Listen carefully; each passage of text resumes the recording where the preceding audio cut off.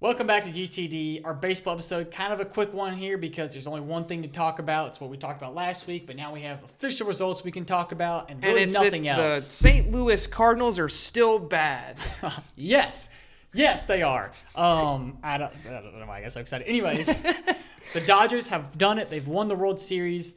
You still chose the Yankees last time we talked about it. I did. I switched the Dodgers after the first few games because I think the whole world did. I wanted to stick with my guys. Yeah, the celebration, one of the most underwhelming we've seen out of a World Series winner team. Then an LA team with an underwhelming celebration? Yeah. Anyways, they did win the World Series. We're going to break down Game 5 because that's the hot game. But before we do that, let's do our celebration of the week. It's not a spoiler because you know the Dodgers already won.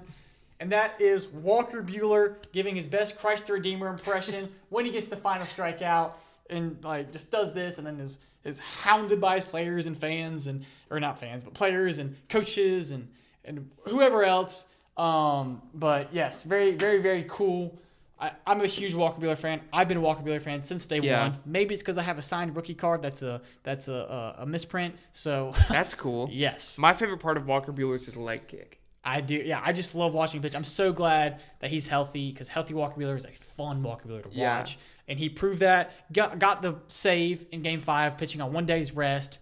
But let's talk about Game 5 because it should have gone a different way, and this should have gone back to Los Angeles.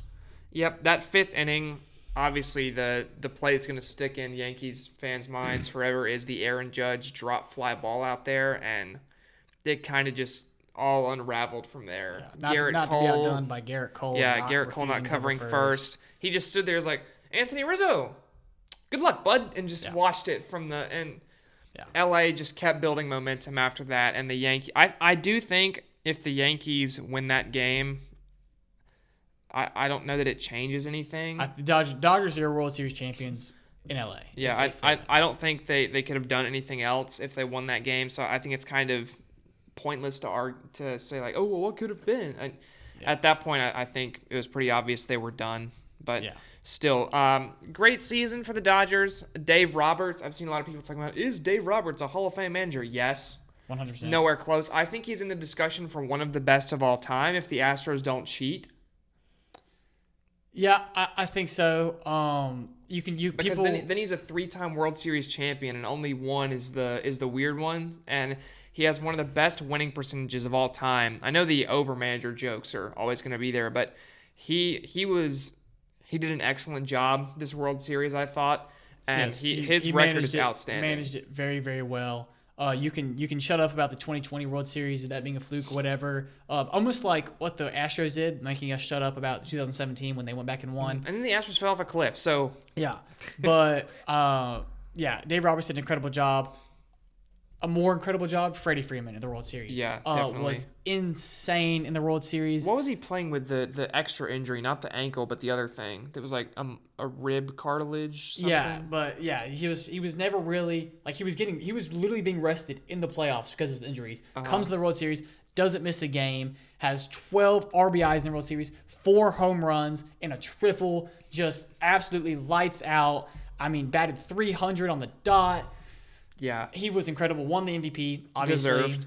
100% deserved. For a second, I thought, when it happened, I was like, there's no way they give this to Walker Buehler. Because Walker Buehler did have a great World Series. Yeah. But Freddie Freeman was on another level. And he kind of does that in the World Series. He is just an animal in the World Series. And with the Braves, he only had 2 home runs, but still 2 home runs in the World Series. Yeah. That was a 6th game. He batted over 300 in that World Series as well. But yeah, 12 RBIs. Only struck out 1 time. And all 20 at-bats. I mean, yeah, it's a round of applause for Freddie Freeman, especially after what he went through this season with his kid and just all the touching moments about how the World Series is sponsored by the Stand Up to Cancer campaign and his history with people in his family with cancer. All that. So, yeah, just incredible moment for Freddie Freeman, and that's all I can say. Yeah, definitely completely agree with that. And as far as where the Yankees go from here, I think your first step is obviously you got to re-sign Juan Soto because You think they did it?